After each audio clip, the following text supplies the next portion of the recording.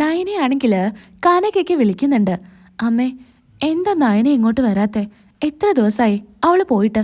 ഇവിടെ എല്ലാരും പറയുന്നത് ജോലി ചെയ്യാനുള്ള മടിക്ക് അവള് വീട്ടിൽ പോയി നിൽക്കായെന്നാ. അമ്മ അവളെ ഇങ്ങോട്ട് പറഞ്ഞു വിട്. അവളില്ലാതെ എനിക്കിവിടെ ഒരു സുഖമില്ലേ അമ്മേ. അമ്മ എന്തായാലും അവളോട് തിരികെ വരാൻ വേണ്ടി പറ. മോളെ, അവൾ ഇനി എല്ലാവരും മലയ്ക്ക് പോയി വന്നതിന് ശേഷം തിരികെ വരും, അല്ലാതെ അവൾ അങ്ങോട്ട് വരുന്നില്ല. എന്താ അമ്മേ അമ്മയും ഇങ്ങനെ പറയുന്നേ? അല്ല, ദേവ്യാനി ചേച്ചി അങ്ങനെയല്ലേ പറഞ്ഞത്? വല്യമ്മയുടെ കാര്യം അമ്മയ്ക്ക് അറിയുന്നതല്ലേ. അമ്മ കൂടെ അതിന് കൂട്ടി നിൽക്കണ്ട.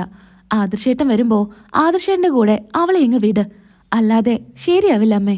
മോളെ, അങ്ങനെയല്ല. മോൾ എന്തായാലും നല്ല റെസ്റ്റ് എടുക്ക്. അവിടെയുള്ളവരെ കാര്യമൊക്കെ അമ്മയ്ക്ക് നന്നായിട്ട് അറിയാം. എല്ലാവരും കഴിക്കുന്ന ഭക്ഷണം തന്നെ മോളും കഴിച്ചാ മതി. നയനമോൾ അവിടെ ഉണ്ടായിരുന്നപ്പോ മോളുടെ കാര്യങ്ങളൊക്കെ അവള് ശ്രദ്ധിച്ചിരുന്നു. എന്നാ ഇപ്പൊ അതൊന്നും നോക്കാൻ ആരുമില്ല, അല്ലേ മോളെ? എന്റെ കാര്യങ്ങളെല്ലാം എന്റെ അമ്മായിമ്മ നല്ല പോലെ നോക്കുന്നുണ്ട്. എനിക്ക് വേണ്ട എല്ലാ ഭക്ഷണങ്ങളും ഒക്കെ തയ്യാറാക്കി തരുന്നുണ്ട്. അന്ന് എന്റെ അമ്മായിമ്മ ഒരു മാല മോഷ്ടിച്ചിരുന്നല്ലോ, അത് ഞങ്ങൾ കൈയോടെ പിടിച്ചല്ലോ. അതിന്റെ തെളിവ് ഞങ്ങളുടെ കയ്യിലുണ്ട്. അതുകൊണ്ട് ഞാൻ എന്ത് പറഞ്ഞാലും അതുപോലെ ചെയ്യും. ഭയങ്കര പേടിയാ. എന്തായാലും മോളെ, ആരെയും കണ്ണടിച്ചങ്ങ് വിശ്വസിക്കണ്ട. അതൊക്കെ ഞാൻ നോക്കിക്കോളാം. അല്ലമ്മേ, ഞാനൊന്ന് അങ്ങോട്ടേക്ക് വന്നാലോ? വേണ്ട മോളെ, നീ എന്തിനെങ്ങനെ യാത്ര ചെയ്യുന്നേ? ഈ സമയത്ത് അങ്ങനെ യാത്രയൊന്നും ചെയ്യണ്ട. നീ അവിടെ റെസ്റ്റ് എടുക്ക്. നയനമോളെ എത്രയും വേഗം അങ്ങോട്ട് തിരികെ വരും. അങ്ങനെ ഫോൺ കട്ട് ചെയ്യുന്നുണ്ട്. എന്നാ നവ്യയ്ക്ക് എന്തൊക്കെയോ സംശയങ്ങൾ തോന്നുന്നുണ്ട്. അമ്മ എന്തൊക്കെയോ മറയ്ക്കുന്ന പോലെ എനിക്ക് തോന്നുന്നുണ്ടല്ലോ എന്ന് നവ്യ ഇങ്ങനെ മനസ്സിൽ ചിന്തിക്കുകയാണ്. അഭി വരുന്ന സമയത്ത് നവ്യ പറയുന്നുണ്ട്, ഞാനൊന്ന് എൻ്റെ വീട്ടിലോട്ട് പോവാ. അതെന്തിനാ നീ എന്നോട് പറയുന്നേ? അല്ല, നീ എൻ്റെ ഭർത്താവാണല്ലോ, നിന്റെ അടുത്ത് പറയണ്ടേ? നീ എൻ്റെ അടുത്ത് പറയാത്ത കാര്യങ്ങളൊക്കെ ചെയ്യുന്നുണ്ടെന്ന് കരുതിയിട്ട് ഞാൻ ഈ വീട്ടിലോട്ട് വരാത്തത് നിന്റെ ശല്യം സഹിക്കാനാവാതെയാ. ഏതു നേരവും എന്തെങ്കിലും പറഞ്ഞ് എൻ്റെ അടുത്തോട്ട് വന്നോളും. എന്താ അഭി നീ ഇങ്ങനെയൊക്കെ സംസാരിക്കുന്നേ? നിന്റെ വായിന്ന് ഒരു നല്ല വർത്താനം പോലും വരില്ലേ? എപ്പോഴും നീ ഇങ്ങനെ തന്നെയാ സംസാരിക്കുക. നീ മാല ഇട്ടു എന്നുള്ളൊരു ബോധം പോലും നിനക്കില്ല. ഈ മാല കഴുത്ത് കിടക്കുമ്പോൾ പാലിക്കേണ്ട ചില കാര്യങ്ങളൊക്കെ ഉണ്ട്. അത് നീ മറക്കണ്ട. നീയേ മല കയറാനുള്ളതാ. അതൊക്കെ ഞാൻ കയറിക്കോളാം. നീ എൻ്റെ കാര്യം നോക്കണ്ട. നിനക്ക് എന്തെങ്കിലും ചെയ്യാനോ എങ്ങോട്ടെങ്കിലും പോവാനോ ഉണ്ടെങ്കിൽ നിന്റെ ഇഷ്ടം പോലെ ആവാം. ഇനി എന്നേക്കുമായിട്ട് നിന്റെ വീട്ടിലങ്ങ് നിൽക്കുകയാണെങ്കിൽ എനിക്ക് അത്രയും സന്തോഷം. അത് നീ അങ്ങനെ ചിന്തിക്കണ്ട. ഞാൻ എൻ്റെ കുഞ്ഞുമായിട്ട് ഇവിടെ തന്നെ ഉണ്ടാവും. നിനക്കും നിന്റെ അമ്മയ്ക്കും ഞാനിവിടുന്ന് ഇറങ്ങി പോകണമെന്നായിരിക്കും ആഗ്രഹം. അതൊരിക്കലും നടക്കാൻ പോകുന്നില്ലടാ. നിന്റെ ആ ചിന്ത നീ അങ്ങ് മാറ്റിവെക്കുന്നതാ നല്ലത്. ഇതും പറഞ്ഞുകൊണ്ട് നവ്യ പോകുന്നുണ്ട്. നവ്യ അങ്ങനെ ഇറങ്ങാൻ നേരത്ത് മുത്തശ്ശനോടും മുത്തശ്ശിയോടും പറയുന്നുണ്ട്, മുത്തശ്ശ, ഞാൻ ഒന്ന് വീട്ടിലോട്ട് പോവാ. കുറേ നാളായി അമ്മയെയും അച്ഛനെയൊക്കെ ഒന്ന് കണ്ടിട്ട്. പിന്നെ നയന അവിടെയല്ലേ? അവളാണെങ്കിൽ ഇപ്പൊ വിളിച്ച ഫോൺ എടുക്കുന്നില്ല, സംസാരിക്കുന്നൊന്നുമില്ല. ഞാനൊന്ന് പോയി കണ്ടിട്ട് വരാം. മോളെ, നീ ഈ അവസ്ഥയിൽ യാത്ര ചെയ്യണോ? അവരോട് ഇങ്ങോട്ട് വരാൻ പറഞ്ഞാ പോരെ? അത് വേണ്ട മുത്തശ്ശ, ഞാൻ അവിടെ പോയി കണ്ടോളാം. കാറിലല്ലേ പോകുന്നത്, വേറെ ബുദ്ധിമുട്ടൊന്നുമില്ല. ഞാൻ വേഗം തന്നെ ഇങ്ങോട്ട് വരാമെന്നും പറഞ്ഞ് നവ്യ ഇറങ്ങാണ്. എന്നാൽ മുത്തശ്ശനോട് പറയുന്നുണ്ട്, അവിടെ എത്തുമ്പോൾ നയനയുടെ അവസ്ഥ മോൾ അറിയില്ലേ? അറിയട്ടെ. അവളിനി അറിയാതിരുന്നിട്ട് എന്താ കാര്യം? അവളുടെ അനിയത്തിയല്ലേ? അവളുടെ അവസ്ഥ അവൾ അറിയണ്ടേ? ഇനി ഇങ്ങനെ മറച്ചു വെച്ചിട്ട് കാര്യമുണ്ടെന്ന് എനിക്ക് തോന്നുന്നില്ല. അവൾ പോയി സത്യങ്ങളെല്ലാം അറിയട്ടെ. നവ്യ വീട്ടിലോട്ട് വരുമെന്ന് ആരും വിചാരിക്കുന്നില്ല. നവ്യ കാറിറങ്ങി വരുന്നത് കാണുമ്പോൾ അച്ഛൻ ചെല്ലുന്നുണ്ട്. മോളെന്താ ഇങ്ങോട്ട് വന്നേ? അച്ഛ, ഞാൻ നിങ്ങളെയൊക്കെ ഒന്ന് കാണാനായിട്ട് വന്നതാ. നിങ്ങൾ അങ്ങോട്ട് വരുന്നില്ലല്ലോ. അപ്പൊ പിന്നെ നിങ്ങളെ കാണാനായിട്ട് ഞാൻ ഇങ്ങോട്ട് വരണ്ടേ? അങ്ങോട്ട് വന്നാലുള്ള കാര്യം മോൾക്ക് അറിയുന്നതല്ലേ?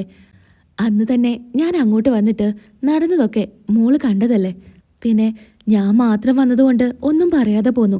നിന്റെ അമ്മയെ കൂട്ടിയിട്ടാണ് ഞാൻ അങ്ങോട്ട് വന്നതെങ്കിൽ അവരങ്ങനെയൊക്കെ പറഞ്ഞാൽ നിന്റെ അമ്മ മിണ്ടാതിരിക്കുമെന്ന് തോന്നുന്നുണ്ടോ? എന്തിനാ വെറുതെ ഒരു പ്രശ്നം ഉണ്ടാക്കുന്നതെന്ന് കരുതിയിട്ട മോളെ ഞങ്ങൾ അങ്ങോട്ട് വരാത്തത്. അല്ലാതെ എൻ്റെ മോളെ മറന്നിട്ടൊന്നുമല്ല. മോൾക്ക് അച്ഛനെയും അമ്മയെയും കാണണമെങ്കിൽ ഇങ്ങോട്ട് വരാലോ. അതുകൊണ്ട് തന്നെയാച്ചാ ഞാൻ ഇങ്ങോട്ട് വന്നത്. അമ്മ എവിടെ? അല്ല നന്ദുവും അമ്മയൊക്കെ എവിടെയുണ്ട്? അല്ല, നയനയെ കണ്ടില്ലല്ലോ. ഇത് കേൾക്കുമ്പോൾ ഗോവിന്ദനൊന്ന് പരിഭ്രമിക്കുന്നുണ്ട്. ഈ സമയത്ത് കനക വരുന്നുണ്ട്. ആ മോൾ ഇങ്ങോട്ട് വന്നോ? ഞാൻ പറഞ്ഞതല്ലേ മോളെ ഇങ്ങോട്ട് വരണ്ട എന്ന്. പെട്ടെന്നായിരിക്കും കനക ഓർക്കുന്നത്, അയ്യോ നയനയുടെ കാര്യം ഇവൾ അറിയുമല്ലോ. എന്താ അമ്മേ, ഞാൻ വന്നതിൽ അമ്മയ്ക്ക് തീരെ സന്തോഷമില്ലേ? ആര് പറഞ്ഞു? നീ വാ, ഉള്ളിലോട്ട് വാ. നയനയും നന്ദുവും ഒക്കെ ഉള്ളിലുണ്ട്. അങ്ങനെ നവ്യെ കൂട്ടി ഉള്ളിലോട്ട് പോകുന്നുണ്ട്. മോൾക്കിപ്പോൾ വേറെ കുഴപ്പങ്ങളൊന്നും ഇല്ലല്ലോ എന്ന് ഗോവിന്ദൻ ചോദിക്കുന്നുണ്ട്. ഇല്ല അച്ഛാ, എനിക്ക് കുഴപ്പങ്ങളൊന്നുമില്ല. എന്നാലും മോളെ ഓർക്കുമ്പോൾ അച്ഛൻ എപ്പോഴും സങ്കടാ. മോളുടെ ഭർത്താവിൻ്റെയും അമ്മായിയമ്മയുടെയും സ്വഭാവം അതൊക്കെ സഹിച്ച് മോൾ അവിടെ നിൽക്കുന്നുണ്ടല്ലോ. അതൊന്നും അച്ഛാ എനിക്കൊരു കുഴപ്പമില്ല. എവിടെ നന്ദു എവിടെ? എൻ്റെ ശബ്ദം കേട്ടിട്ടും അവളിങ്ങോട്ട് വരുന്നില്ലല്ലോ. അങ്ങനെ റൂമിലോട്ട് പോകുന്ന സമയത്ത് നയനയെ കാണാണ്. പെട്ടെന്ന് നയൻ ഇങ്ങനെ അവശതയായിട്ട് കിടക്കുന്ന കാണുമ്പോൾ പെട്ടെന്ന് നവ്യ ചോദിക്കുന്നുണ്ട്, അല്ല നയനെ, നിനക്ക് എന്താ പറ്റിയേ? ആ ചേച്ചിയോ? എനിക്കെന്താ, കുഴപ്പമൊന്നുമില്ലല്ലോ ചേച്ചി. അല്ല, നിനക്ക് എന്തോ സംഭവിച്ചിട്ടുണ്ട്. അമ്മേ, നയനക്ക് എന്താ പറ്റിയേ? നിങ്ങളൊക്കെ എന്താ എന്നിൽ നിന്ന് മറച്ചു വെക്കുന്നേ? പറ. അത് പിന്നെ മോളെ, അത് വല്യമ്മയ്ക്ക് ലിവർ കൊടുത്തത് നയനയാ. ലിവർ കൊടുത്തത് നയനയാണെന്നോ? എന്നിട്ട് നിങ്ങളൊന്നും എൻ്റെ അടുത്ത് പറഞ്ഞില്ലല്ലോ. മോളുടെ അച്ഛൻ പോലും അറിഞ്ഞത് നയന മോളെ ഇങ്ങോട്ട് കൊണ്ടുവന്നപ്പോഴാ. ആരോടും പറഞ്ഞിരുന്നില്ല. എന്നാലും അമ്മേ, എന്നോട് എന്തിനാ മറച്ചു വെച്ചത്? എന്താ നയനെ, നിനക്കിപ്പോൾ കുഴപ്പമൊന്നുമില്ലല്ലോ? ഇല്ല ചേച്ചി, എനിക്കൊരു കുഴപ്പമില്ല. അമ്മ എന്നോട് ഇങ്ങോട്ട് വരണ്ട എന്ന് പറഞ്ഞപ്പോഴേ എനിക്ക് എന്തൊക്കെയോ സംശയം തോന്നിയതാ. അങ്ങനെ അമ്മ ഞാൻ വരികയാണെന്ന് പറഞ്ഞാൽ വരണ്ട എന്ന് പറയാറില്ലല്ലോ. പിന്നെ എനിക്ക് തോന്നി നിങ്ങളെയൊക്കെ ഒന്ന് വന്ന് കാണണമെന്ന്. അതുകൊണ്ടാണ് ഞാൻ നേരെ പോകുന്നത്. അതുകൊണ്ടല്ലേ എനിക്കിത് അറിയാൻ പറ്റിയേ. അല്ലെങ്കിൽ നിങ്ങൾ ആരും എൻ്റെ അടുത്ത് ഒന്നും പറയില്ലായിരുന്നു. മോളുടെ മുത്തശ്ശനും മുത്തശ്ശിയും വന്നിരുന്നു.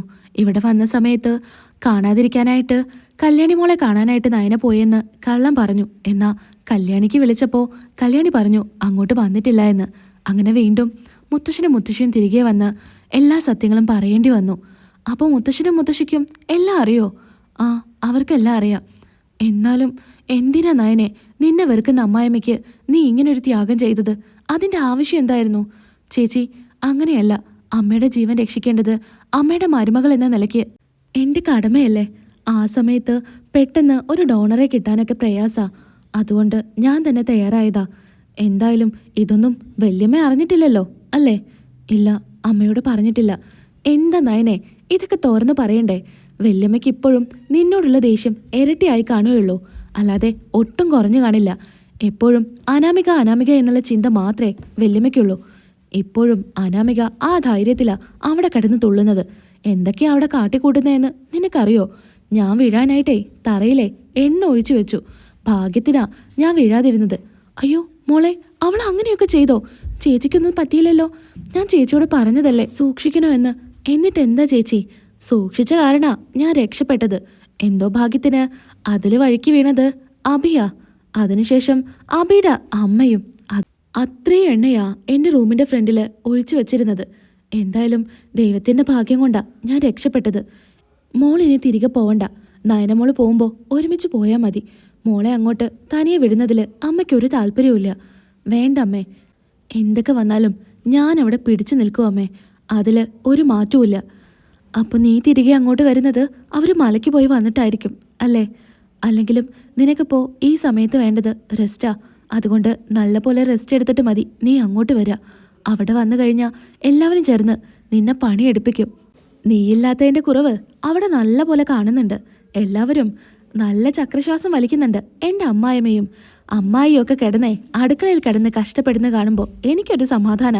അല്ലെങ്കിൽ നിന്നോട് ആജ്ഞാപിക്കലാണല്ലോ അവരുടെ പണി. കുറച്ചു നാളത്തേക്ക് നിന്റെ കുറവ് അവരൊന്നും മനസ്സിലാക്കട്ടെ. നീ നല്ല പോലെ റെസ്റ്റ് എടുക്കണം. ഇപ്പം വേണ്ടതേ നല്ല റെസ്റ്റാ. സമാധാനത്തോടെ നീ റെസ്റ്റ് എടുക്ക്.